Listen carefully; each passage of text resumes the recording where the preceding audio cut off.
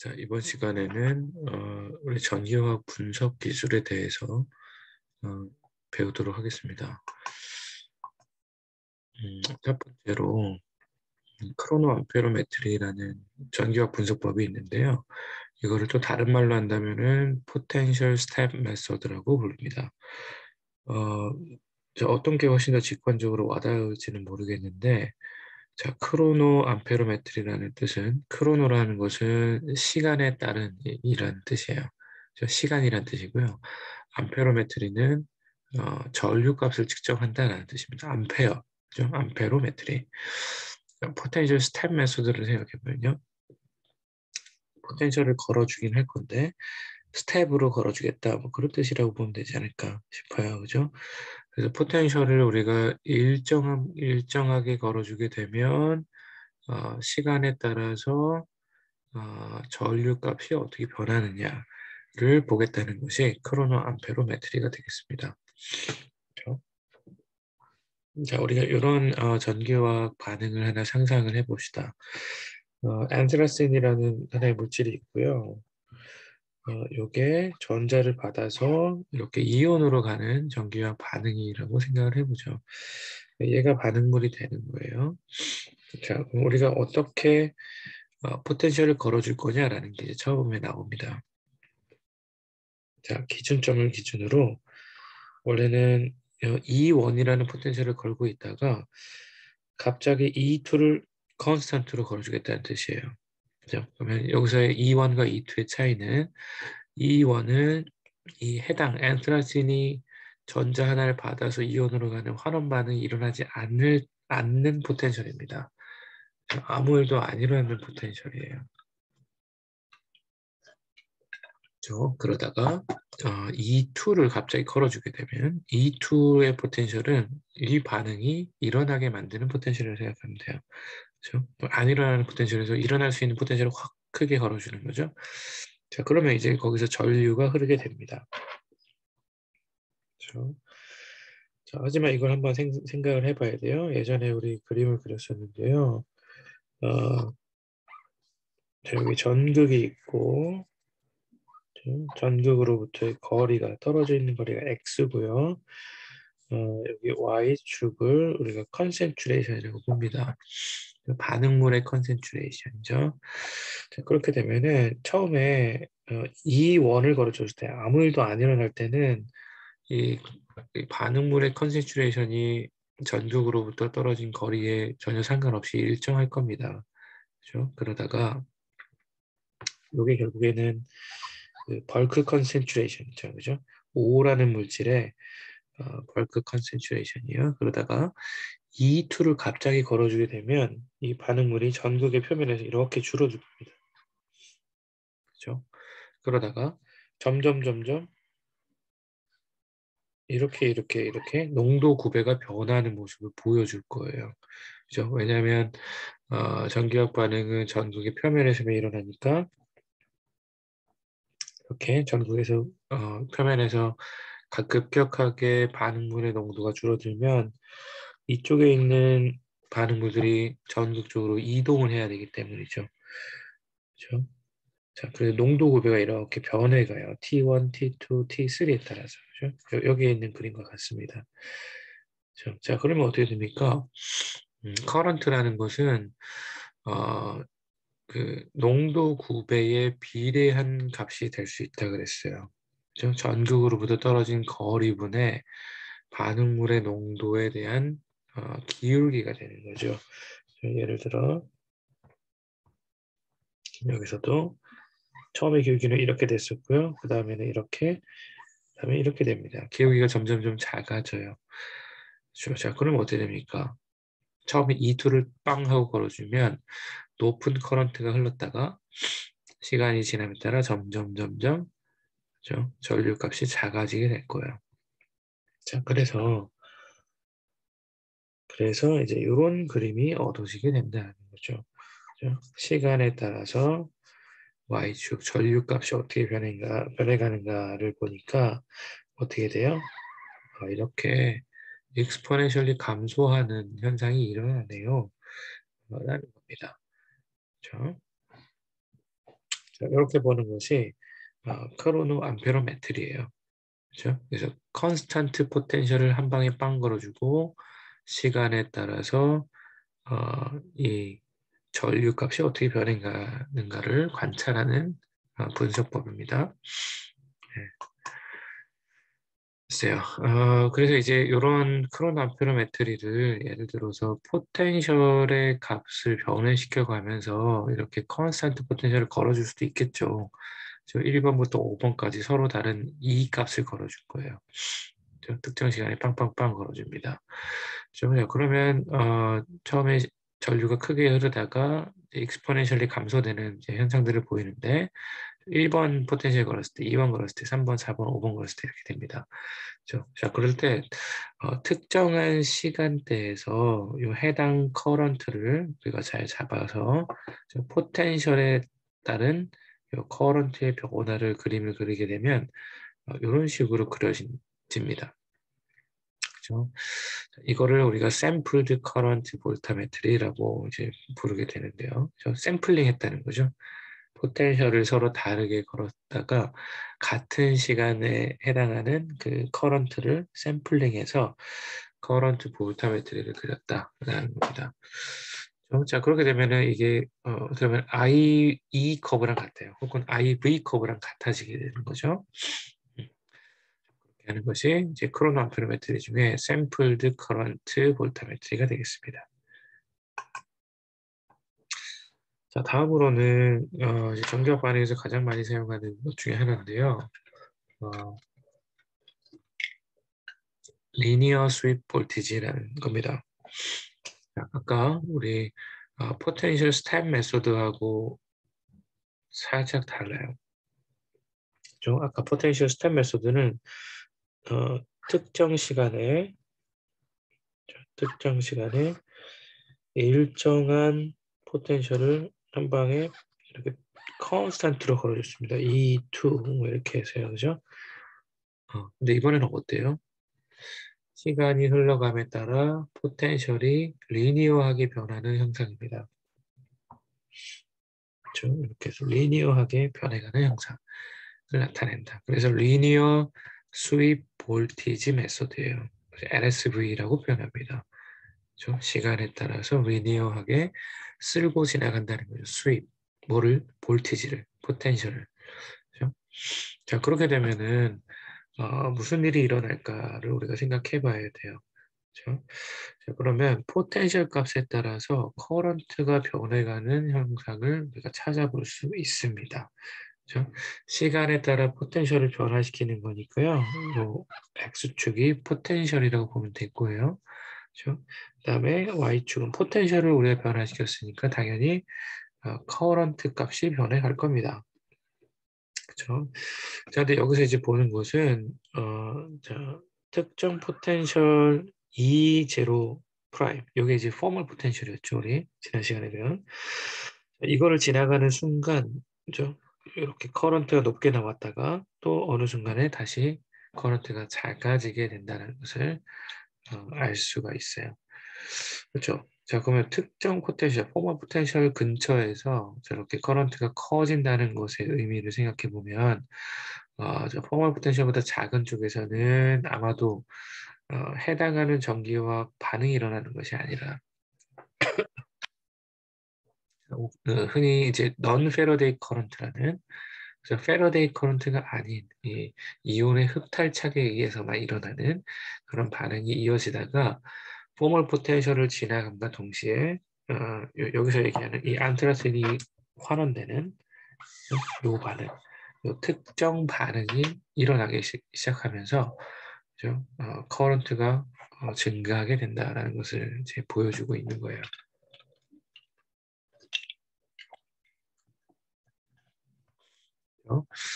자,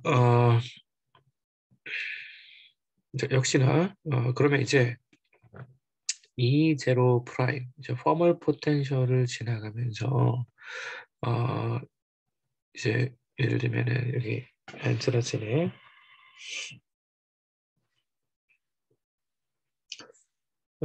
요 컨센트레이션 프로파일을 우리가 찾아볼 수 있는데요. 이게 이제 반응물에 해당이 되는 거죠. 그 다음에 이쪽에 있는 게 생성물의 프로파일, 컨센트레이션 프로파일이 되겠습니다. 그렇죠? 자, E0를 지나게 되면서 이 전극, 여기가 이제 전극의 표면이 되는데 전극의 표면에서의 이 안트라신의 컨센트레이션이 거의 0으로 이제 떨어지게 됩니다. 그러면서 조금 더 지나게 되면은 아마도 이 농도 구배 측면에서는 맥시멈한 값을 찾아내게 될 거예요. 그렇죠? 예를 들면 이런 거죠.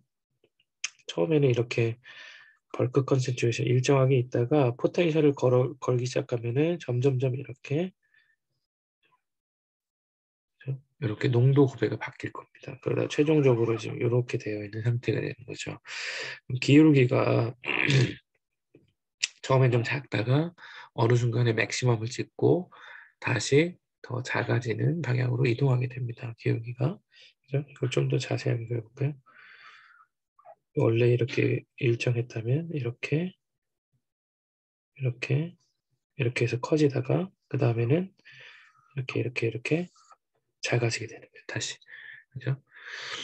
자, 그래서 지금 이 특정 포텐셜, 반응이 일어날 수 있는 포텐셜을 지나가다가 하게 되면 커런트가 맥시멈으로 증가했다가 그죠? 다시 이 농도 구배의 변화로 인해서 그죠? 이렇게 전류값이 감소되는 그런 현상을 보입니다. 이게 이제 가장 일반적인 리니어 수입 볼티지법의 결과가 돼요.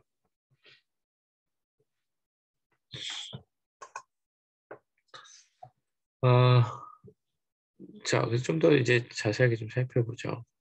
리니어 수입 볼티지를 우리가 뭐 똑같은 건데요. V1에서 V2로 바꿔간다라고 생각을 해보죠. 그죠? 그러면 시간에 따라서 리니어하게 변해갑니다. 라는 거죠. 자, 그래서 여기 읽어보면요. 리액턴트의 플럭스, 그죠? 전극으로의 플럭스는 not fast예요. enough to satisfy the required Nernst equation이죠. Nernst equation을 우리가 만족할 만큼 아주 빠르게 디퓨전 되지 못한다는 얘기입니다. 그죠? 그래서 특정 포텐셜이 지나가면서 농도 구배가 맥시멈을 찍었다가 다시 감소되는 구간이 나타나게 되고 그래서 커런트가 다시 떨어지게 된다는 거죠. 이렇게 맥시멈을 찍었다가 떨어지게 됩니다. 자, 그럼 이제 이 LSV를 측정을 하는데요. 스캔 레이스를 바꿔보는 거예요. 그렇죠? 자, 시간에 따라 리니어하게 우리가 포텐셜을 변화시키는 게 LSV인데요. 만약에 이렇게 이런 방향으로 변화시킨다면 뭘까요? 기울기가 증가하는 거니까 같은 시간 안, 짧은 시간 안에 볼티지를 빠르게 스캔하는 거죠. 그렇죠? 그래서 이쪽으로 갈수록 스캔 레이스를 증가시키는 방향입니다. 증가시키게 돼요. 자, 그러면 스캔 레이스를 증가시키면 우리가 어떤 결과를 얻을 수 있을까라는 생각을 해보는 거죠. 그렇죠? 자, 결론적으로는 이 방향입니다. 그죠? 스캔 레이스를 증가시키면 커런트의 값이 커지게 되네요. 라는 거죠. 그죠? 요 생긴 프로파일은 똑같아요. 똑같이 같은 모양으로 생겼고 그다음에 맥시멈을 찍는 이 포텐셜도 일정한데 커런트의 값만 변화하고 있죠. 그죠? 그래서 스캔 레이스를 빠르게 하면 우리가 얻을 수 있는 커런트의 값이 증가합니다. 라는 거예요. 그죠? 자, 그럼 왜 스캔 레이스를 빠르게 하면은 증가하게 될까요? 그죠? 왜 그럴까요? 우리 농도 구배를 생각해 보면 될 거예요. 자, 여기 한번 읽어보죠. The size of diffusion layer on the electrode surface. 그죠? diffusion layer라는 게 다를 거다라는 거죠. 뭐에 따라서 voltage scan rate에 따라 다를 거다라는 거예요. 자, 그럼 diffusion layer의 size라는 것은 무엇이냐? 결국 이겁니다. x이고요. 여기 Y축이 컨센트레이션 있고 여기가 이제 전극의 표면이면 처음에 이렇게 벌크 컨센트레이션 있다가 이렇게 바뀌어 간다 그랬어요. 그죠? 농도 구배가 생깁니다. 농도 구배가 생겨요. 자, 그러면 이 스캔레이시 빠르게 되면 요 표면에서 전극의 표면에서 요 전극의 표면에서 사라지는 그 반응물의 농도가 훨씬 빠르겠죠. 포텐셜을 굉장히 빠르게 가니까요. 농도 구배가 팍팍팍 바뀔 거예요. 이렇게 팍팍팍 바뀌죠. 자, 근데 스캔 레이스를 천천히 하게 되면은 어떻게 됩니까?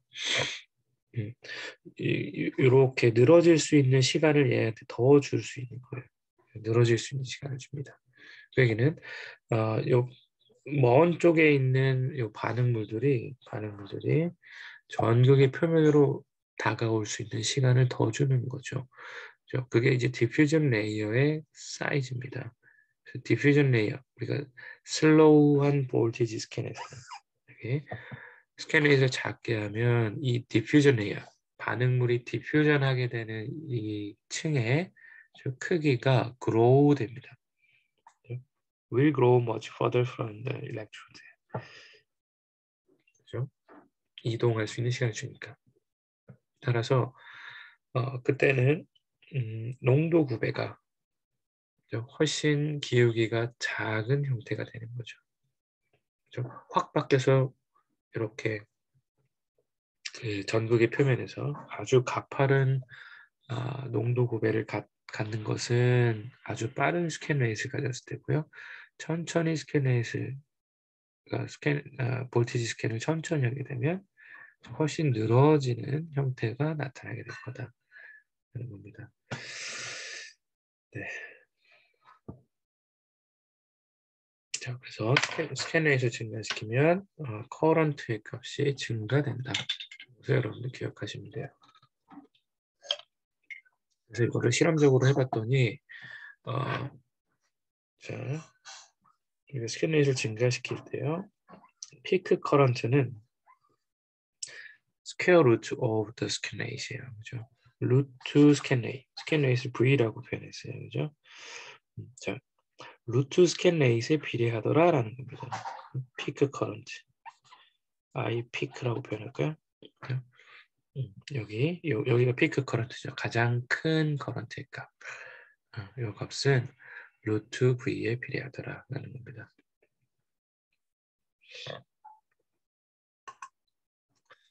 자, 근데 또 다른 걸 해봤더니요. 우리 아까 얘기한 대로 캐파시티브 커런트라는 게 있고 페러데이 커런트. 자, 캐파시티브 커런트는 넌 페러데이 커런트라고도 부릅니다. 넌 페러데이 커런트. 페러데이냐 그렇지 않느냐라는 거예요. 그래서 이거는 우리가 흔히 말하는 산화환원 반응, 차지 트랜스퍼 일어나는 반응이 아니라 이온의 흡탈착에 의해서 나타나는 아주 작은 커런트를 얘기합니다. 넌 페러데이 커런트예요. 캐패시티브 커런트라고도 불리죠. 캐패시티브 커런트, 넌 페러데이 커런트는 스캔 레이스에 비례하고요. 그다음에 페러데이 커런트는 우리 아까 얘기한 대로 루트의 스캔 레이스에 비례하게 됩니다. 자, 그러면 스캔 레이스를 우리가 무작정 크게 한다고 해서 모든 게 다 좋지는 않겠네요. 그렇죠? 그래서 여러분들이 산화환원 반응, 실질적인 산화환원 반응에 해당되는 페러데이 커런트의 변화를 잘 관찰하고 싶으면 무작정 이걸 크게 하면 안 되는 겁니다. 그죠? 스캔 레이스. 자, 예를 들어서 여기를 보죠. 자, 스캔 레이시 A일 때, 그 다음에 9A일 때 9배 커졌어요. 그죠? 9배 커졌을 때. 여기는 100배 커졌을 때. 여기는 900배 커졌을 때. 뭐 이렇게 이제 보는 겁니다. 근데 지금 스케일이 좀 달라요. 이건 100이고 10이고 이게 다른데. 자, 일단 한번 보죠. 여기 지금 같은 스케일로 봤을 때. 요게 요만큼이 1 커런트라고 돼 있으니까 요만큼 똑같이. 보면은 스캔넷이 A일 때는 이런 커브를 가져요. 자, 근데 아까 얘기한 대로 여기 앞에 아주 작게 흐르는 이 커런트가 캐파시티브 커런트입니다. 난 페러데이 커런트예요. 근데 이거를 스캔넷에 9배 늘려주면 어떻게 돼요? 이 커런트가 이만큼 엄청 커졌어요. 페러데이 커런트는 또 물론 커졌지만 저 캐파시티브 커런트가 훨씬 더 빨리 커집니다. 100배로 갔을 때는 어때요? 이게 거의 페러데이 커런트에 맞먹는 수준이 되는 거죠. 900배가 됐더니 이게 훨씬 더 커집니다. 캐파시티브 커런트. 그죠? 스캔에서 무작정 크게 하면 페러데이 커런트도 커지긴 하지만 넌 페러데이 커런트도 같이 커지기 때문에 우리가 실제로 원하는 커런트의 변화를 관찰하기는 어려울 수 있다. 적절한 수준의 그 스캔 레이스를 선정하는 것이 중요합니다. 되는 거예요. 글쎄요. 자, 그 다음으로는 사이클릭 볼타메트리입니다. 아까 LSV하고는 좀 다르죠. 하지만 결국 같은 거예요. 자, LSV는 여기 시간에 따라서 리니어하게 볼티지를 변화시켰어요. V1에서 V2. 근데 여기는 어때요? 1에서 2로 갔다가 같은 기울기로 2에서 1으로 다시 옵니다. 그죠? 그럼 그 얘기 뭘까요? 일정한 스캔 레이스로 그죠? V1에서 V2까지 스캔을 했다가 다시 거꾸로 V2에서 V1으로 같은 스캔 레이스 돌아오겠다라는 거죠. 그래서 그거를 사이클릭 볼타메트리라고 부릅니다. 그죠? 자, 그러면 이거의 형상은 아마 이렇게 될 거예요. 우리 리니어 스윕 볼티지 하면 이렇게 나왔었죠. 그러다가 다시 돌아오게 되면 이제 반대쪽에서의 커런트가 나타나요. 이렇게 갈 때 뭔가 환원이 됐다면 이렇게 할 때는 산화가 되는 거죠. 그렇죠? 자, 그럼 마찬가지로 스캔 레이스를 증가시키면 픽 커런트는 증가합니다. 이쪽의 픽 커런트도 마찬가지가 되겠죠. 그렇죠? 같은 원리가 돼요.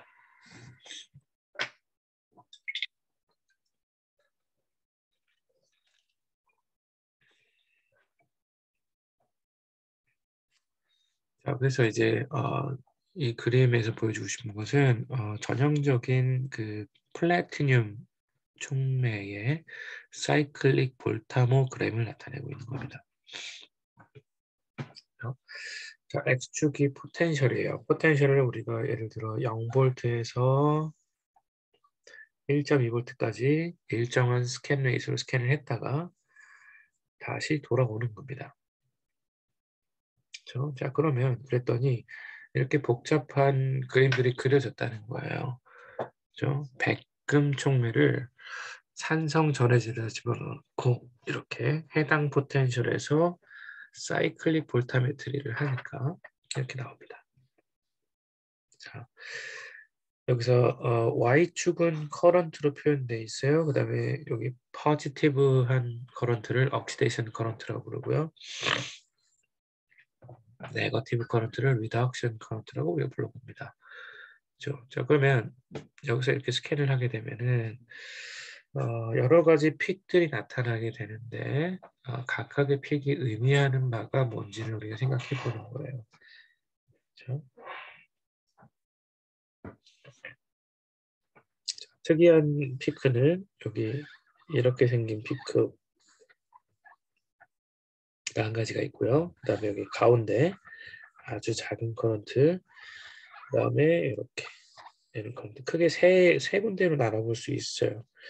그죠? 이렇게 한번 나눠볼까요? 이렇게.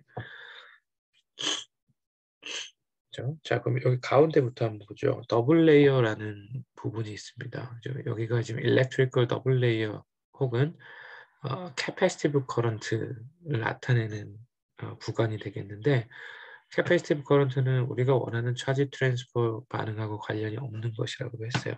그렇죠? 이온의 흡탈착으로만 발생하는 커런트입니다. 그렇죠? 자, 그게 지금 이렇게 전반적으로 이쪽 전반에 이렇게 이만큼씩 흐르고 있는 거예요. 항상. 그렇죠? 항상 이렇게 점선만큼 흐르고 있다라는 것을 여러분들 생각하면 됩니다. 좀 더 엄밀하게 얘기하면은 이렇게 이 점선을 따라서 이 정도가 항상 더블 레이어 커런트로서 흐르고 있다라는 거고요. 자, 그 다음에 여기 0.6 한 7V 이상은 우리가 더 포지티브하게 스캔을 하게 되면은 여기 PTOH가 형성되고 PTO까지 형성된다고 했어요. 이거 뭐냐면요, 플래티늄의 표면이 산화되는 반응입니다. 그렇죠? 그러면 플래티늄이 우리가 포텐셜을 점점 포지티브하게 가져가는 거니까 산화 반응을 일으키는 게 맞고요. 플래티늄이 산화되는 피크가 나타나게 됩니다. 그러다가 다시금 우리가 이렇게 스캔을 거꾸로 리버스 스캔을 하게 되면은 어떻게 되죠? 여기처럼 이렇게 굉장히 큰 리덕션 커런트가 흘러요. 그죠?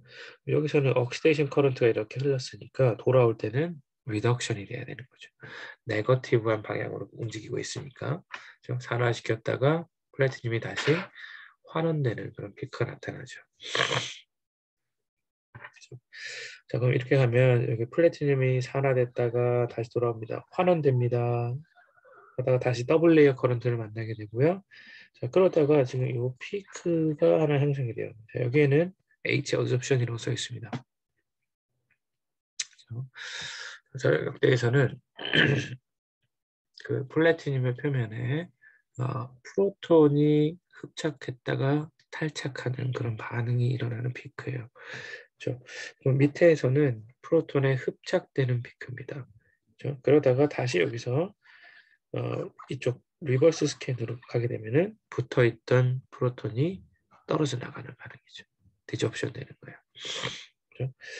여기서는 이렇게 가면서 프로톤이 붙었다가 표면에 다시 여기서는 프로톤이 붙어있던 프로톤이 떨어져 나가는 반응입니다. 그렇죠? 자, 그래서 H 어접션, H 디접션이에요.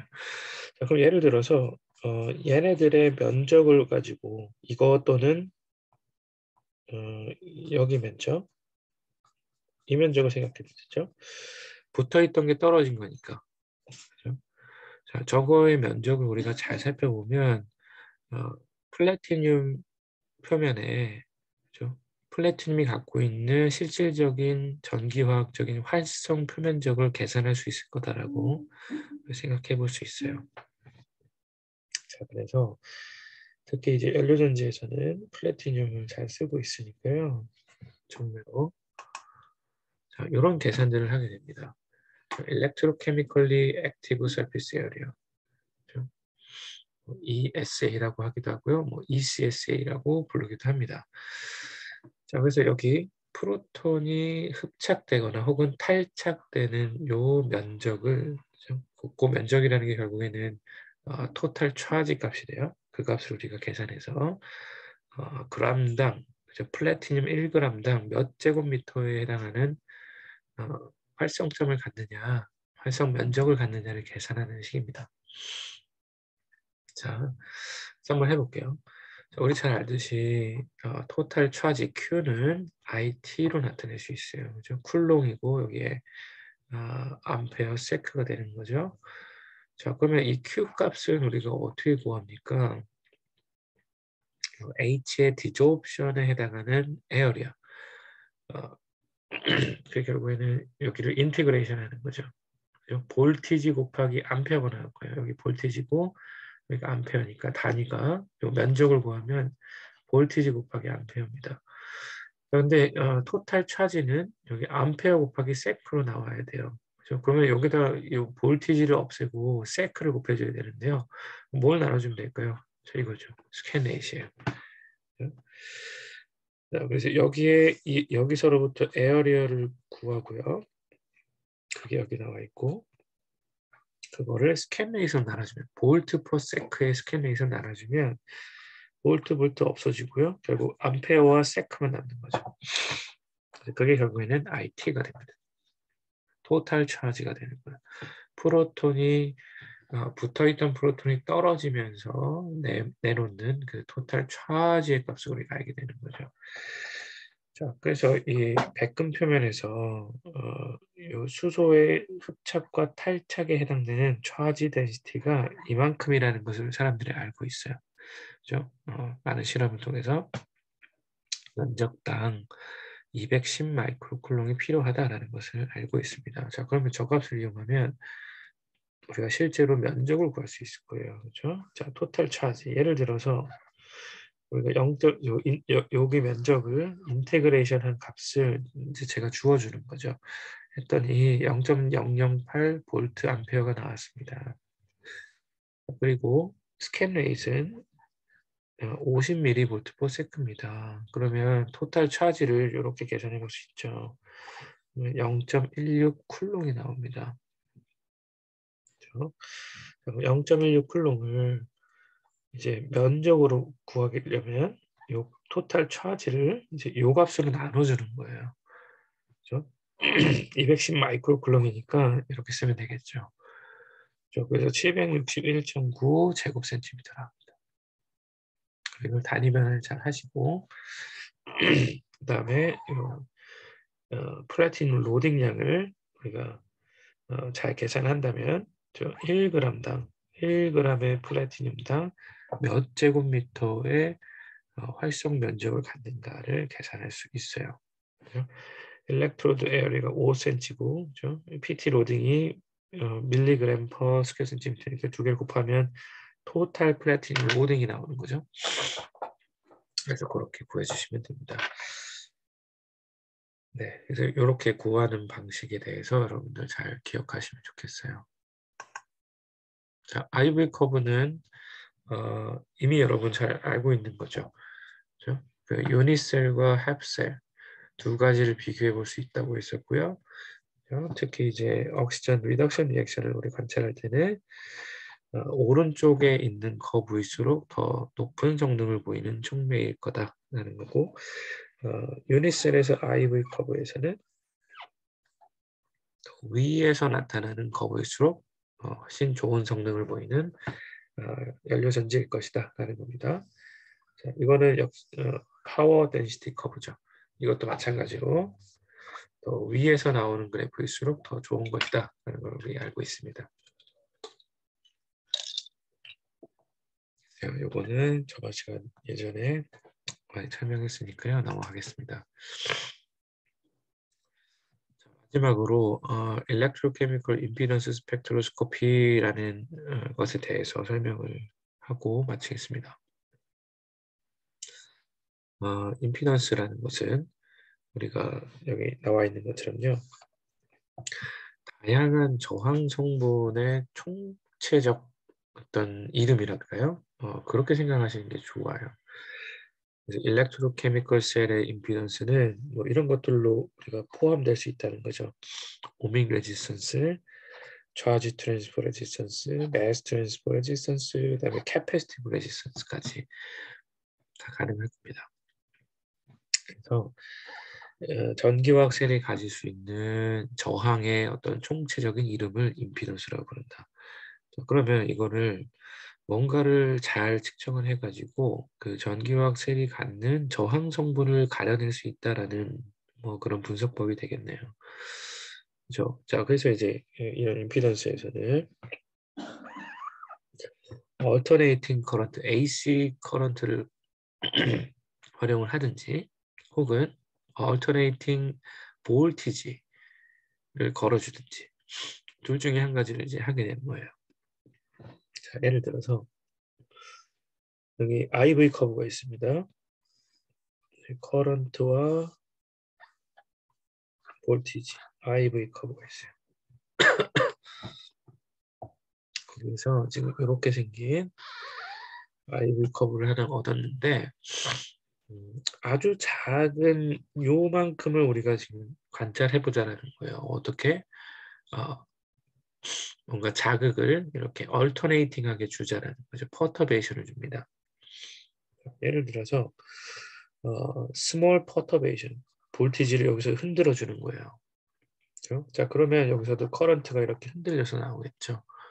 얼터네이팅하게 흔들어주면 커런트도 흔들립니다. 그렇죠? 자, 그래서 그러한 둘 사이의 어떤 관계에 의해서 우리가 이 전기화학 셀이 가지는 어떤 저항 성분들을 아주 손쉽게 구별해낼 수 있다라는 라는 것. 그러한 분석법이 일렉트로케미컬 임피던스 스펙트로스코피입니다. 자, 그래서 뭐 수학적인 부분이 좀 필요한데요. 그렇게 어렵진 않고요. 자, 예를 들어서 우리가 포텐셜을 이제 흔들어 준다고 생각해 보는 거야. 포텐셜 흔들어 주는데 사인 함수의 관계를 가지고서 흔들어 줄 수 있을 겁니다. 그렇죠? 아주 일정한 프리퀀시를 갖는 거죠.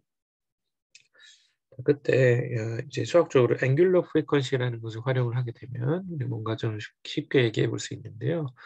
앵귤러 프리퀀시를 오메가라고 하죠. 그렇죠? 오메가. 그러면 예를 들어서 기준점 0으로부터 이쪽으로 이제 로테이션을 시키는 거예요. 얼마큼 빨리 돌리느냐에 따라서 이 앵귤러 프리퀀시 값이 정해지는 거죠. 그렇죠?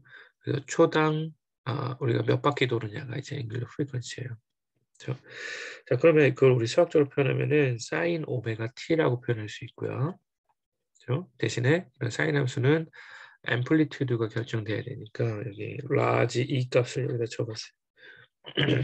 포텐셜 값. 그렇죠? 그래서 이 포텐셜의 변화 E라는 것은 우리가 맥시멈으로 걸어줄 수 있는 이 포텐셜의 값 E에다가 사인 오메가 t를 이렇게 흔들어 주자라는 것을 의미하는 거죠. 자, 그러면 커런트는 이제 어떻게 표현해 볼 수 있을까요? 예를 들어서 커런트가 여기 포텐셜에 비해 커런트가 이렇게 표현되어 있는데 뭔가 측정을 해보니 예를 들면 이 커런트의 움직임이 포텐셜보다 항상 파이만큼 차이가 나더라라고 한번 상상을 해보는 거예요. 요 파이만큼 차이 나는 거, 그렇죠? 각도의 차이입니다. 그리고 이 커런트의 이 벡터를 살펴보시면 포텐셜보다는 좀 짧죠. 좀 화살표가 짧아요. 그래서 앰플리튜드가 다를 수도 있다는 거죠. 그렇죠? 우리가 이렇게 이제 얘네들 로테이션을 시키는데 커런트는 항상 포텐셜보다 파이만큼 앞서 있더라. 라는 걸 수학적으로 한번 표현을 해보자는 거죠. 자, 이렇게 써볼 수 있을 거예요. 그죠? 오메가 t로 변하긴 하는데 항상 그죠? 얘보다는 파이만큼 앞서 있습니다. 이렇게 하면 되죠. 그 다음에 요거 I 대문자는 앰플리튜드를 나타내는 그죠? 그 커런트 값이라고 생각하면 됩니다. 자, 그러면 여기 지금 포텐셜의 변화가 먼저 이렇게 표현되어 있어요. 그죠? 그럼 여기에 포인트를 우리가 계산해 보면 이게 2파이가 돼야 되죠. 그러면 예를 들면 오메가 t가 2파이가 돼야 돼요. 그렇죠? 그러면 시간 t는 2파이 나누기 오메가가 됩니다. 그죠? 그래서 여기에 포인트가 이거예요. 2파이 나누기 오메가입니다. 자, 그러면 이 커런트는 어떻게 될까요? 커런트의 변화. 이 점선이 커런트의 변화가 되는 거고요. 그러면 이제 여기를 찍는 그 수준이 얼마큼이 되느냐를 상상해 보는 거예요.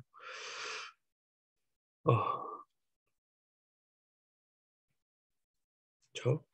자, 그러면 얘도 마찬가지로 오메가 t가 오메가 t 플러스 파이가 2파이가 되는 순간이 되면 되겠네요. 그죠?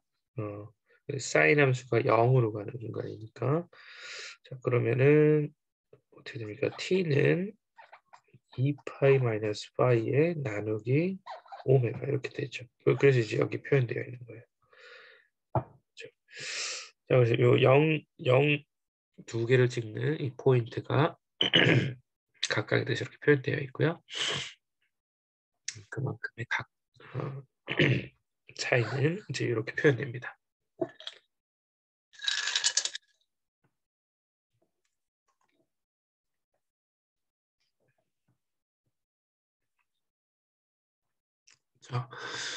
그래서 이제 임피던스를 이제 계산하기 전에 한 가지 캐패시티브에 관해서 설명을 좀 하고 들어갈게요.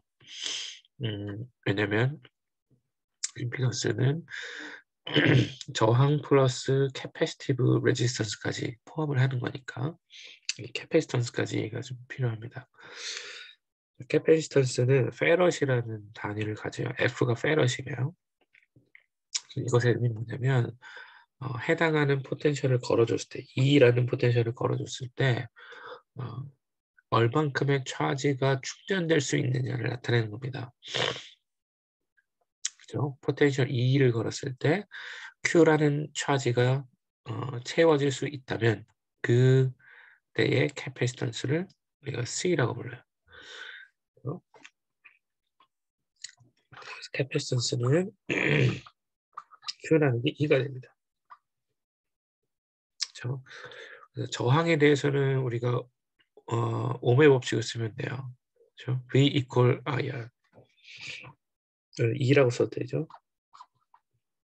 이거 저항에 대한 표현이고 캐패시턴스는 자, 이제 요 수식을 가지고 우리가 활용하게 됩니다. 첫 번째로 퓨어한 레지스터가 있을 때를 상상해 보는 거예요. 저항 성분만 있다면 커런트랑 포텐셜이랑 어떻게 변해갈까를 보는 거죠. 자, 우리가 포텐셜을 이렇게 흔들어 줄 겁니다. 자, 그러면 커런트가 어떻게 변할까요? 라는 거죠. 자, 우리 아까 한 대로 E equal IR이니까요. 자, 요게 이제 포텐셜 값이니까 양변에 R로 나눠주면 돼요. 양변을 R로 나눠주면 I 값이 됩니다. 그렇죠? 여기서 R분의 스몰 e는 커런트가 되고요. 라지 E에 R 나눠준 게 여기 오고 사인 오메가 T는 그대로 오게 되죠. 자, 이거를 우리가 컴플렉스 넘버 플레인에서 표현해 보면요. 복소수 평면에서 표현해 보면 어떨까요? 자, 얘네는 오메가 t, 그죠? 앵귤러 프리퀀시가 서로 같으니까요. 서로 그 각도의 편차가 없어요. 그죠? 같이 움직입니다. 하지만 얘네가 차이가 나는 것은 앰플리튜드 값 E, 얘는 E 나누기 R, 그죠? 이 두 가지만 차이가 있게 돼요. 그래서 이렇게 표현이 가능할 거고요. 자, 이번에는 퓨어한 캐패시터만 있을 때를 상상해 보는 거예요. 이 소식으로부터 Q는 C에다가 2를 곱하는 값으로 표현할 수 있습니다. 2는 지금 포텐셜이에요. 자, 자, 이거를 양변에서 우리가 시간으로 미분을 해주게 되면 dt dq equal 캐패시턴스의 de dt 이렇게 이제 나타나게 되죠. 그러면 이건 뭡니까? dq dt는 커런트예요. 커런트로 정의할게요. 시간에 따라서 차지가 얼마큼 빨리 흘러갔느냐를 나타내는 겁니다. 그래서 여기 이제 커런트로 바뀌게 되고요. 이 값은 이 포텐셜 값을 우리가 미분함해서 얻어내면 되는 거죠. 그래서 최종적으로는 이런 관계를 얻게 됩니다. 커런트는 오메가 캐패시턴스 C에 포텐셜 E 매그니튜드 곱하기 코사인 오메가 T로 바뀌게 되죠. 그렇죠? 사인 오메가 T는 미분한 거니까. 자, 여기서 캐패시티브 리액턴스를 XC라고 표현해 주고요. 이렇게 정의를 그냥 한 겁니다. 오메가 C분의 1을 XC로 표현을 했어요. 자, 그러면 수식은 이렇게 바뀔 수 있어요. 바뀌고 코사인 오메가 T는 자, 이렇게 바꿀 수도 있죠. 사인 오메가 T에 플러스 2분의 파이. 이거 여러분들 수학 시간에 많이 배웠을 겁니다. 자, 그러면 이제 이거가 무슨 의미인지를 살펴보는 거예요. 앞에 거는 매그니튜드가 바뀌는 거니까 어렵지 않고요. 그죠? 뒤에서 오메가 t 플러스 2분의 파이라는 것의 의미를 생각해 보면 항상 커런트는 포텐셜에 비해서 2분의 파이만큼 앞서 나갑니다라는 얘기죠. 아까 우리 표현한 거랑 같아요. 자, 이거랑 같아요. 항상 커런트는 파이만큼 앞서 나가 있다. 그럴 때 이렇게 표현한다 그랬어요. 그렇죠? 이거 잘 생각하시면 됩니다. 이렇게 나타나요. 그거를 복소 평면으로 나타내 보면 이거죠. 커런트가 이 포텐셜보다 항상 2분의 파이 90도만큼 더 앞서 나갑니다. 우리 이렇게 돌아가니까. 그럼 그림을 저렇게 그려볼 수 있겠네요. 자, 그럼 그걸 수학적으로 다시 표현해보면 이렇게 얘기할 수도 있습니다. 복수 평면에서 표현해보면요. 포텐셜의 벡터를 요 커런트의 벡터에다가 항상 마이너스 J만큼 곱해주면 된다라는 거죠. 그렇죠? 항상 여기 복수 평면에서 허수부의 마이너스 허수부에 해당하는 부분이 이 포텐셜이 나오는 거기 때문에 저렇게 표현하면 될 거예요. 그렇죠?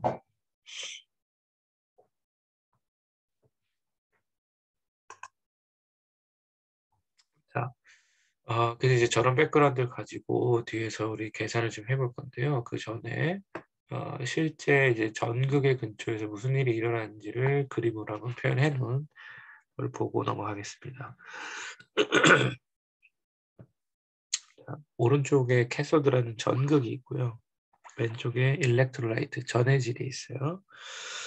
항상 전기화학 반응은 이렇게 전극과 전해질의 인터페이스에서 일어납니다. 라고 얘기를 했었죠. 그래서 실제 전기화 반응은 이런 차지 트랜스퍼를 동반하는 반응이 된다는 거고요. 자, 근데 언제나 이런 패러데이 커런트가 흐를 때는 그죠? 캐패시티브 커런트도 같이 흐르게 돼요. 항상 같습니다. 아주 근데 그 크기가 작지만 동시에 일어날 수밖에 없어요. 그 얘기 뭐냐면 더블 레이어 캐패시턴스는 이제 여기에 해당되기 때문이에요. 이런 차지의 밸런스를 맞추기 위해서 예를 들면 전해질의 전극에서 이런 네거티브 차지를 걸었다면 전해질에서는 이런 포지티브한 이온들이 옆에 와서 좀 달라붙는 이런 현상이 일어납니다. 이렇게. 그래서 이런 전극 반응이 일어나려면 이 더블 레이어 캐패시턴스와 차지 트랜스퍼 동시에 일어납니다.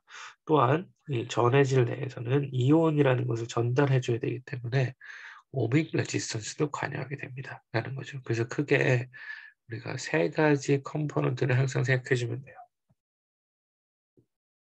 그렇죠? 그래서 오믹 레지스턴스, 그다음에 차지 트랜스퍼 레지스턴스, 그다음에 더블 레이어 캐패시턴스 이렇게 세 가지입니다. 오밀 레지스턴스를 이렇게 표현하고요. 더블 레이어, 차지 트랜스퍼 레지스턴스를 이렇게 표현합니다. 그래서 이런 이제 하나의 서킷을 만드는 것을 랜드 이퀴벌런트 서킷이라고 표현해요. 자, 항상 이렇게 세 가지를 우리가 관찰합니다.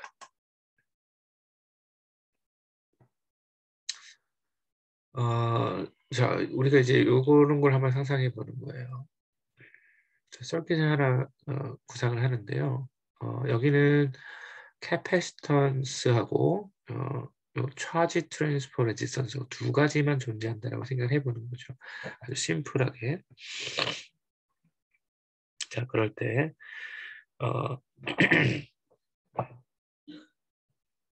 어떻게 됩니까? 이 포텐셜이라는 것은 커런트 곱하기 임피던스다 이렇게 표현이 됩니다. 그렇죠?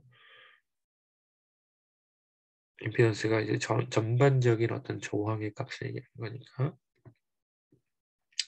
각각의 컴포넌트는 어떻게 되니까 캐패시티브 커런트, 캐패시턴스는 아까 우리 유도한 대로 이런 관계를 가져요.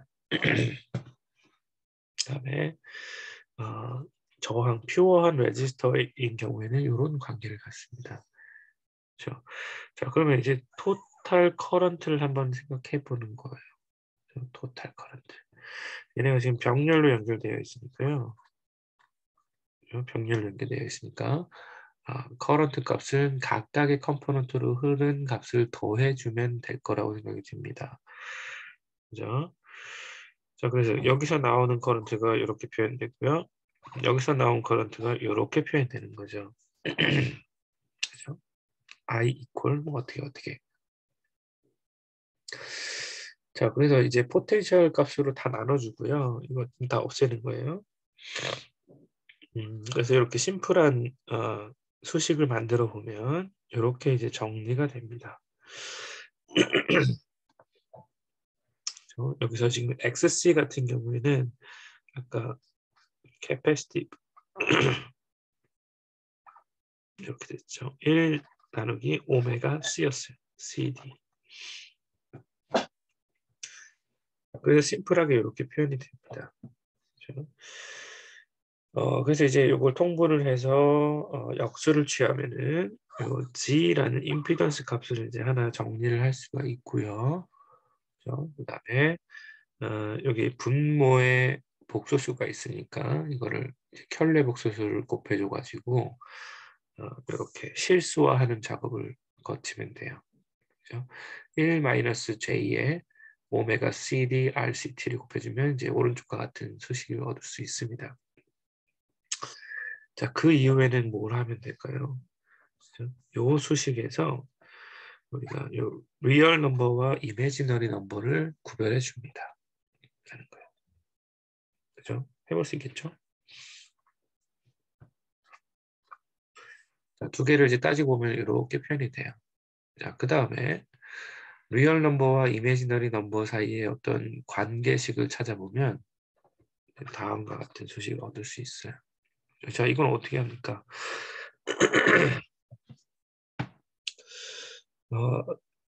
오메가 CD, RCT를 우리가 A라고 표현하면 돼요. 그죠? 예를 들면 1 플러스 A의 제곱의 RCT. 여기는 RCT 곱하기 A의 1 플러스 A 제곱. 뭐 이렇게 되겠네요. 그렇죠? 자, 이렇게 해서 얘네 둘 사이의 관계를 심플하게 찾아보는 겁니다. 그죠? 해볼 수 있겠죠? A를 제거하면서 최종적으로 둘 사이의 관계를 찾아내요. 자, 그렇게 찾아내시면 아주 심플한 식이 나오죠. 자, 어디서 많이 보던 거죠. x-a의 제곱 더하기 y 제곱은 r 제곱이다. 요거랑 같은 형상입니다. 원의 방정식이 되죠. 원의 방정식. 그렇죠? 자, 그래서 얘를 우리가 이론적으로 잘 계산해서 도식화하면은 이 그림처럼 돼요. 이렇게 반원이 나오는 그림이 나타납니다. 그렇죠? 요 x축은 리얼 넘버가 되고요. 그렇죠? y축은 이미지너리 넘버가 되는 거죠. 그렇죠? 자, 그럼 여기서 얘네들의 이제 물리적 의미를 살펴보는 거예요. 수식을 보니까 여기 G 리얼의 마이너스 2분의 RCT 이렇게 돼 있네요. 자, 여기서부터 우리가 알 수 있는 건 일단 반지름이 2분의 RCT라는 거예요. 그죠? 반지름은 2분의 RCT고 그다음에 원의 중심이 2분의 RCT, 0이라는 겁니다. 여기가 되겠네요. 2분의 RCT, 0. 그죠? 이만큼에 해당하는 반지름이 2분의 RCT예요. 자, 그럼 됐네요. 우리가 실험적으로 이렇게 생긴 반원을 얻었다면 이 반원의 지름이 차지 트랜스퍼 레지스턴스가 됩니다. 차지 트랜스퍼 레지스턴스. 그렇죠. 그다음에 그거를 구해내시면 그다음에 여기 앵귤러 프리퀀시가 지금 이쪽에서 이쪽으로 갈수록 증가되는 형상인데요. 각각의 포인트에서 요 RCT 값을 넣어주시면 CD 값을 우리가 구해낼 수 있어요. 그렇죠? 자, 그래서 이런 임피던스를 통해서 우리가 아주 쉽게 차지 트랜스퍼 레지스턴스를 찾을 수 있다라는 겁니다. 자, 그럼 이제 좀 더 발전된 모습을 보이죠. 우리 전기력 반응에서는 R 옴도 항상 따라온다고 했어요. 오밍 레지스턴스예요. 자, 이건 어떨까요? 자, 이쪽은 똑같습니다. 똑같고요. 대신에 R 옴만 하나 추가됐어요. 그 얘기는 뭐냐면 우리 여기서 리얼 넘버와 이미지 넘버를 찾아냈을 때 이거 플러스 그죠? R5만 추가가 되게 되는 거죠. 그죠? R5만 추가된 겁니다. 리얼 넘버로 추가된 거예요. 자, 그래서 이제 얘네들 사이에 또 관계식을 우리가 찾아냅니다. 자, 수학적으로 찾아내시면 돼요. 어렵지 않아요. 한번 해보십시오. 그러면 이제 이 수식을 얻게 되죠. 자, 여기서 차이점은 여기가 하나 생겼네요. 그죠? 자, 반지름은 2분의 RCT로 똑같아요. 근데 원의 중심이 달라졌죠. 원의 중심이 R옴 R옴 플러스 2분의 RCT가 됩니다. R옴 플러스 2분의 RCT. 자, 그게 이제 여기가 되는 거죠. R옴이 여기고요. 반지름이 2분의 RCT니까 이 포인트 맞네요. 자, 그럼 이제 여기서 뭘 할 수 있어요? 일단은 요 지름값을 통해서 RCT가 얼마인지를 우리 계산하면 됩니다. 아주 쉽게. 그다음에 여기 이 반원이 시작되는 이 점이 R옴이에요. 그럼 오민 레지스턴스 여기 있네요. 이렇게 찾으면 되는 거죠. 그렇죠? 그래서 임피던스 잘 측정하시면 요 오민 레지스턴스와 차지 트랜스퍼 레지스턴스를 두 가지로 쉽게 구별해서 여러분들 정리할 수 있다는 겁니다.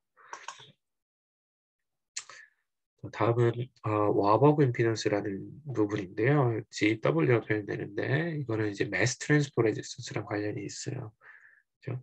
하지만 이제 요거는 수학적으로도 굉장히 복잡하고 여러분 실제 이제 전기력 반응에서 이런 매스 트랜스포 레지스턴스를 관찰하기는 아주 어렵습니다. 왜냐하면 이게 이 셀 자체가 굉장히 많이 흔들려요. 그렇죠? 매스 트랜스포가 아주 일정하게 와주면 괜찮은데 그래서 요거는 그냥 넘어가겠습니다. 하지만 이제 매스 트랜스포 레지스턴스도 우리가 구해낼 수 있다는 거고요. 그다음에 그때 가장 큰 특징은 이 반원의 시작되는 부분이 언제나 45도로 경사를 갖게 된다라는 부분이에요. 뭐 그 정도만 이해하시면 됩니다. 자, 그래서 우리가 이런 두 가지를 한번 상상해 보죠. 왼쪽 거는 차지 트랜스퍼와 관련되어 있어요. 뒤에 거는 매스 트랜스퍼랑 관련이 있습니다. 그죠? 자, 그러면 차지 트랜스퍼와 매스 트랜스퍼 관점에서 두 가지가 혼재되어 있는 상황이라면 임피던스 스펙트로스코피가 이렇게 나올 거라는 거예요. 그죠? 여기에 R옴이 있을 거고요. 사실은 차지 트랜스퍼 관련된 거는 이런 반원일 텐데 매스 트랜스퍼 관련된 이런 반원 역시 존재하기 때문에 두 개가 겹치게 된다라는 부분이에요. 이런 모양을 가질 수 있다는 거고요. 자, 그래서 이제 전체를 풀셀을 한번 따져보죠. 에노드와 캐소드 두 개의 전극이 있고 가운데 일렉트로라이트가 있다면 아마도 요 가운데 있는 것처럼 이런 서킷을 우리가 완성해 볼 수 있을 겁니다. 그렇죠? 자, 더블 레이어 커런트는 양쪽 전극에서 똑같이 일어날 거예요, 항상. 그렇죠? 자, 그래서 여기 CD 값이 에노드 캐소드에 존재하고요. 그다음에 실제 차지 트랜스퍼와 관련되어 있는 그런 전기화과는 RCT 값이 존재하게 되죠. 가운데 일렉트로라이트에 의한 요 R옴이 들어오게 됩니다. 그렇죠? 하지만 이제 이거는 지금 연료전지에 관한 서킷을 그려놓은 건데요. 특히 이제 캐서드 부분에서 이런 매스 트랜스퍼와 관련된 저항이 나타나요. 그래서 여기다 GW를 넣은 겁니다. 그래서 자, 이런 서킷을 가지고 우리가 시뮬레이션을 해보면 이런 그림이 나올 거다라는 거예요. 이렇게 생긴 반원 두 개와 매스 트랜스퍼. 앞에서 나오는 이 작은 반원의 경우에는 뭡니까? 차지 트랜스퍼 저항이기는 한데 요 지름값이 여기 에노드랑 관련이 있다는 거예요. 연료전지에서 에노드는 아주 저항이 작다 그래서 빨리 반응이 일어날 수 있다고 했습니다. 그래서 작게 나타나고요. 대신에 이제 캐소드와 관련된 차지 트랜스퍼는 굉장히 크게 나오죠. 차지 트랜스퍼 저항이 크게 나옵니다. 그래서 에노드와 캐소드가 이렇게 구별될 수 있다라는 걸 생각해 볼 수 있고, 그다음에 매스 트랜스퍼 저항은 이렇게 나타납니다. 그렇죠? 자, 그러면 오믹 레지스턴스는 어디 있어요? 자, 여기죠. 반원이 시작되는 그 지점. 됐습니다. 그렇게 찾아주면 되고요. 그래서 실제로 우리가 매스 트랜스퍼 저항이 없는 상황에서 임피던스 스펙트로스코피를 측정해 보면 이렇게 측정이 돼요. 그렇죠? 45도에 해당되는 부분이 사라지게 되는 거죠. 오믹 저항, 에노드의 액티베이션 로스, 그다음에 캐소드의 액티베이션 로스 이렇게 표현이 됩니다. 각각의 이 차지 트랜스포 레지스턴스 지름값을 우리 알고요. 그다음에 여기 이 반응이 시작되는 거 R 옴이 있습니다.